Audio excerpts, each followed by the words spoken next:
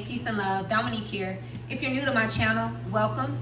If you are returning, I'm so happy that you made your way back.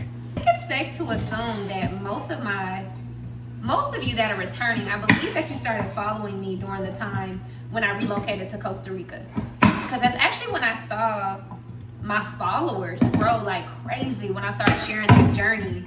During that season, I had millions of views consistently. But if you're new here and you don't know anything about me, I'm a mother who turned a $27 ebook into a six-figure business in 7 months. Because I had a child on the way, I didn't have no money, I didn't know how I was gonna take care of us, and I really wanted to travel the world with my child.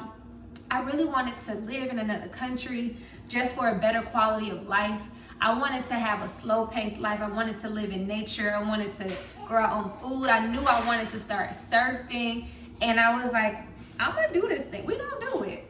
So I launched my business, and little did I know it was a six-figure business in 7 months. So my first year as an entrepreneur, I did $312,000. And since then, I haven't grossed anything less than $90,000. My lowest year was 2025. Yes, baby. Okay, go pee. Go ahead. I'm basically just making this video to bring you up to speed. You may know me as a mother and entrepreneur and a woman who lived abroad, but I'm also a certified personal trainer. I'm a licensed Zumba instructor. I am a track and field coach. These are things, and most importantly, I'm a woman who got her spark back. I'm a woman who lost her spark, went through a season where, let me just call it what it is, I was extremely depressed. I was in a relationship that literally almost took me up out of this world, and I lost sight of myself. I didn't even recognize the person looking back in the mirror. I stopped dancing. I stopped doing everything that I love to do. And it was hard. I can honestly say that was a great season. It was a tough season, but I'm so happy that I know what that feels like. And I know how to pull myself up out of that. I know what it takes to reignite my spark and get my spunk back. And honestly, it's just a matter of having fun, like choosing to have fun.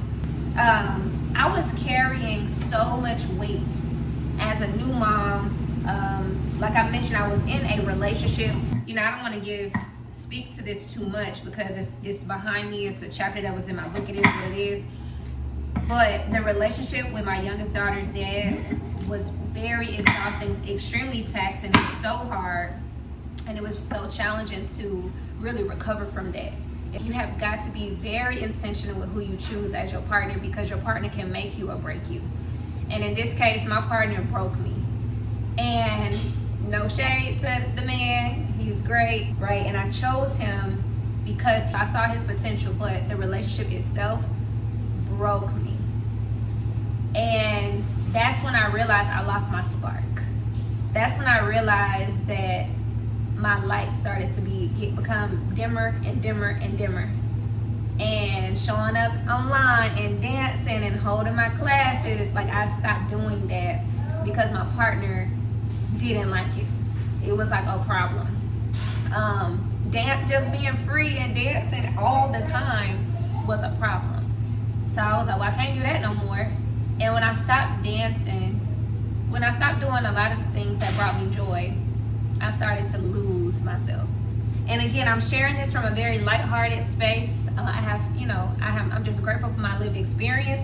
I'm just sharing that because I'm a very transparent person, and that's a part of my journey.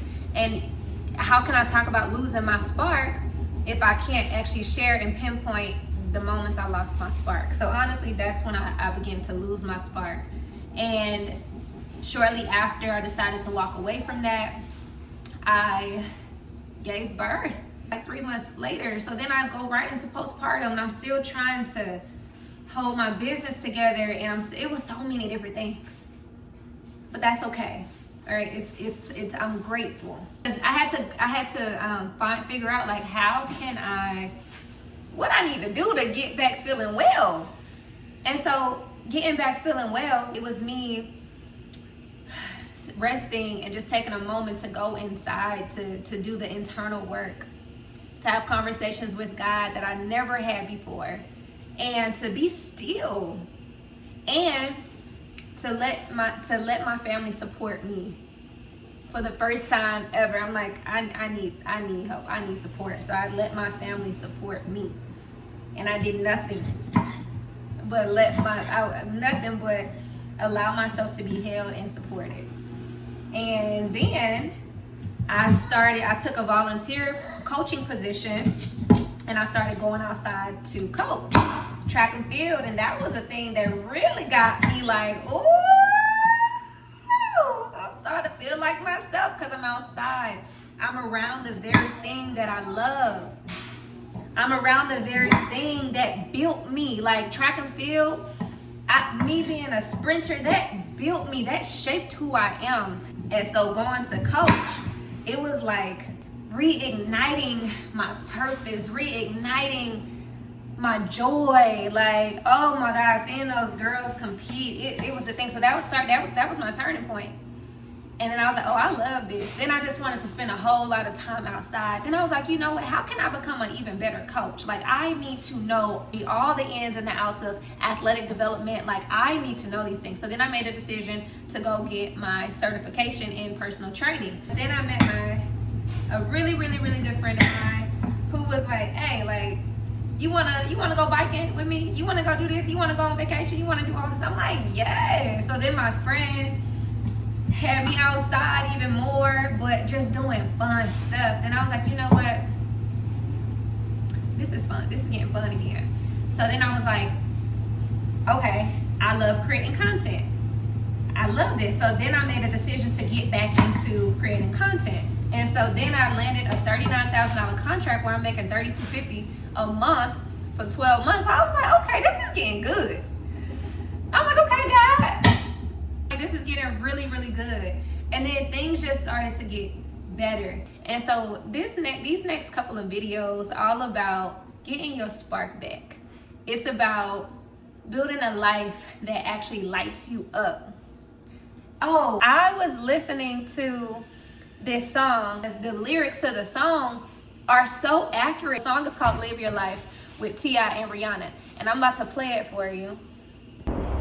You never know where it'll take you. Peaks and valleys, twists and turns.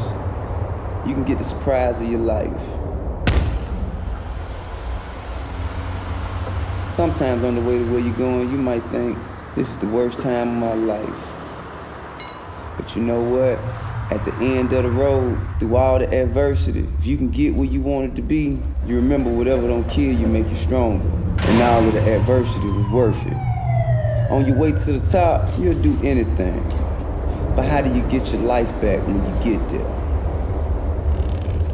Yeah, it's my dilemma. What you need to do is be thankful for the life you got, you know what I'm saying? Stop looking at what you ain't got, start being thankful for what you do got. Let's get it to him, baby girl. Hey! That's right. Fancy clothes, fancy cars, let me see. We're gonna go far, cause everyone knows who you are. So live your life.